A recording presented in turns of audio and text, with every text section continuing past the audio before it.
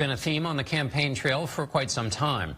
Earlier this month, we spent time in Saratoga Springs, New York, with House Speaker Paul Ryan and the congresswoman who represents that district, Elise Stefanik, as she campaigned for re-election. Our conversation about budgets and taxes ran on CBS this morning, but we also talked about the increasing polarization among politicians.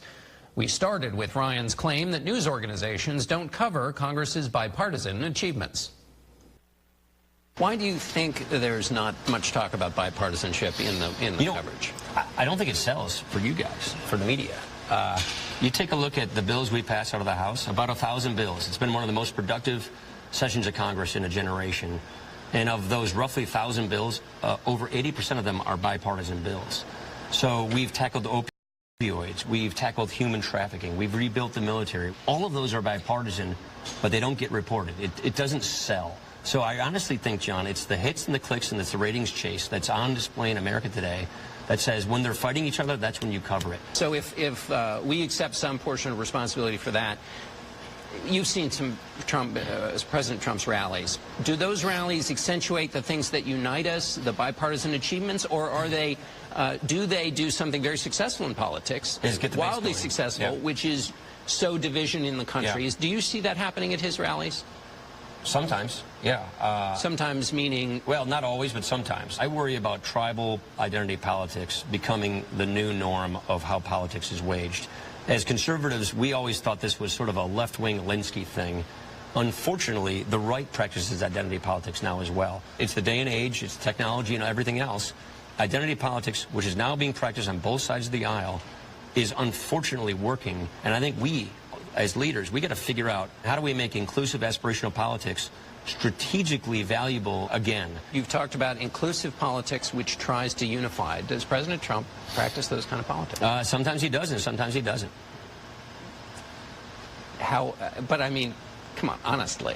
Look on economic growth and on tax reform, on getting the military and helping veterans.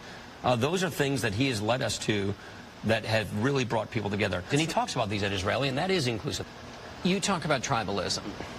Here's the thing. You leave office and you say to members like the congresswoman who are still in office, we've got to deal with this tribalism. Isn't the most effective way to deal with tribalism is to say to your own team while you're...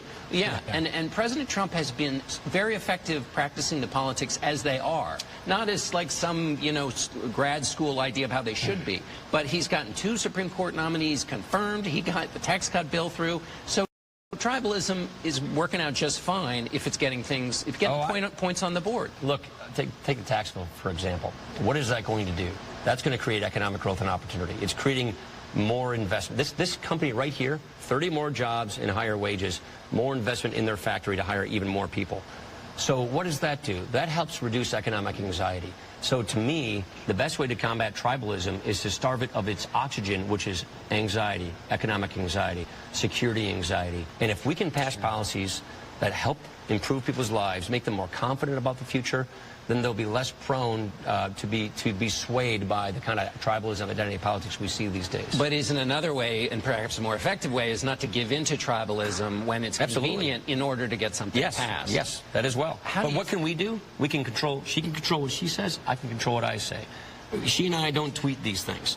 We say what we say, but also we pass policies that we believe are going to be good for this country and are going to address people's concerns and fears and make them more secure in their lives. Do you think what is more attractive to people who are running is the kind of inclusive, kind of old-style Republican vision that the speaker here is talking about, or the grittier, tougher, highly successful kind of politics that's transformed the Republican Party that President Trump practices? I think this election is going to be focused on results versus resistance. What I know does not resonate with voters is this resistance effort where, regardless of whether you agree with some of the focus of this administration, you're unwilling to work with them. So I think both parties need to address the tribalism that's happening, and the siloing of where we're getting our information is a part of that. Have you seen efforts to reach out from the president to the other party? I think he has reached out. Look at what he's done on opioids. This is an initiative from this administration. But he's also called them evil. How do you reach out and call them evil? I mean, so, but look. Well, but isn't that so right? That gets us into the cycle. But just so you know, all these bills, this has been an incredibly productive term of legislation.